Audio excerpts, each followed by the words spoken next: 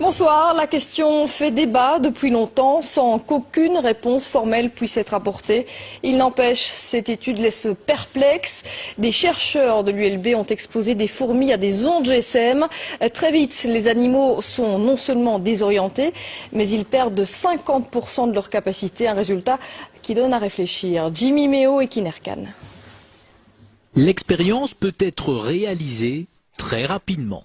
Poser un téléphone portable au milieu d'une société de fourmis et déjà instantanément, les premiers effets sont visibles. Vous voyez que celle-ci n'a plus sa locomotion normale. C'est plus faire aller ses pattes, c'est parce qu'elle a été trop longtemps près des ondes. Ça, c'est une ataxie musculaire. Le premier système touché est le système nerveux.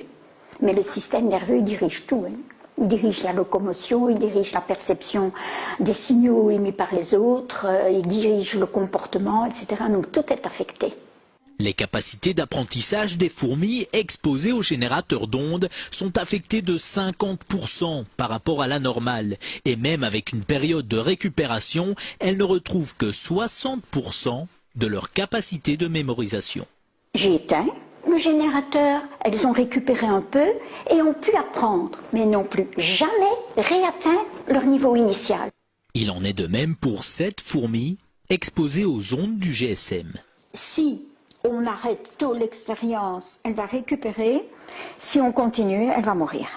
Les dangers pour l'homme sont aussi à prendre au sérieux. Par exemple, l'oreille à laquelle on colle notre téléphone est très sensible. Imaginez les structures que nous avons dans l'oreille. Nous avons des cellules ciliées dans l'oreille. Déjà dans l'oreille moyenne, la trompe d'Eustache, mais après, pour l'équilibre, pour le son, ce sont des cellules terriblement fragiles.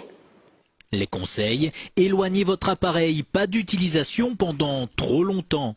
Et contre les insectes nuisibles, un petit générateur d'ondes pourrait ainsi faire office d'insecticide.